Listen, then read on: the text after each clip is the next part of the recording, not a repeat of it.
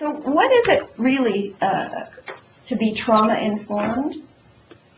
Well, again, it's a bigger systems approach, although you can consider yourself an individual that's trauma-informed, particularly after you finish this webinar.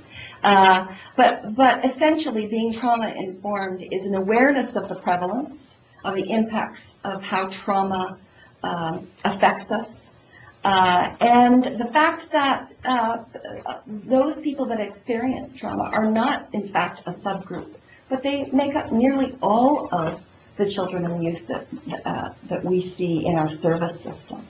Let's be clear about the difference between being trauma-informed and delivering a trauma-specific treatment. And as I mentioned, trauma-informed care is an emerging science, particularly in the U.S. The difference between trauma-informed and trauma-specific is that a trauma-specific approach is typically an approach that attempts to treat what's considered the actual sequelae or the results of an individual's experience with trauma. A trauma-informed system requires has a number of standards that are associated with it. To be able to offer trauma treatment, let's say an evidence-based trauma treatment like cognitive behavioral intervention, trauma-focused CBT, for instance, is one component of a trauma-informed system. We're not going to talk about trauma-specific treatment, and I mentioned that earlier. And there you go on the definition of trauma-specific treatment. So let's get into the science of trauma-informed services. A little bit of history. We'll go through the speed round here. Big movement in the area in 2001 in the U.S. on the development of a trauma-informed approach. 12 states in the U.S. Formed an informal network that they call SPISCOT, or the State Public System Coalition on Trauma, and they're still very much involved, and I'm now a member of them, and so are several of us in Canada. In 2004 was the first trauma services implementation toolkit that was developed for state mental health organizations in the U.S.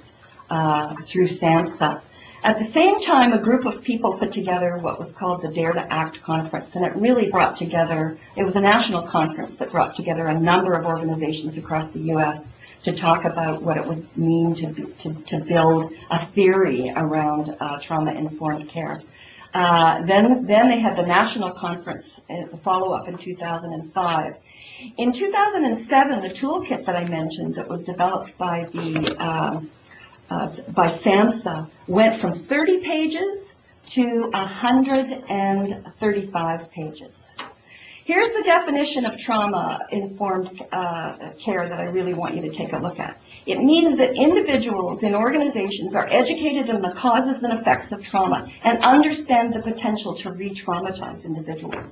This is one of the major underpinnings of trauma-informed work. That currently, without being trauma-informed, we really run the risk of re-traumatizing the people that we work with in our services. And I mentioned physical restraints in inpatient care is one of the major considerations in terms of re-traumatizing people. In trauma-informed organizations, every part of the organization, its management, its service delivery system, its board, everyone in the organization has a basic understanding of how trauma affects the life of the individuals that we work with. And the whole organization understands the vulnerabilities, the triggers of trauma survivors, and this whole notion of designing our services so that we don't re-traumatize our clients in our work. There's a philosophy that's very important in terms of being a trauma-informed system, and that is that we seek to do no further harm, that we create and sustain zones of safety for the people that we work with, and we promote an understanding of their responses to traumatic events as their attempts to cope, to be resilient. We're strength-based, and we really believe in the potential for growth and healing from the experience of trauma. There's also the notion of the universal precaution, which I talked about, and that is that many services that are transforming themselves are taking on the approach that you can presume that almost everyone that comes to you in your work has been exposed to violence, neglect, or other traumatic experiences.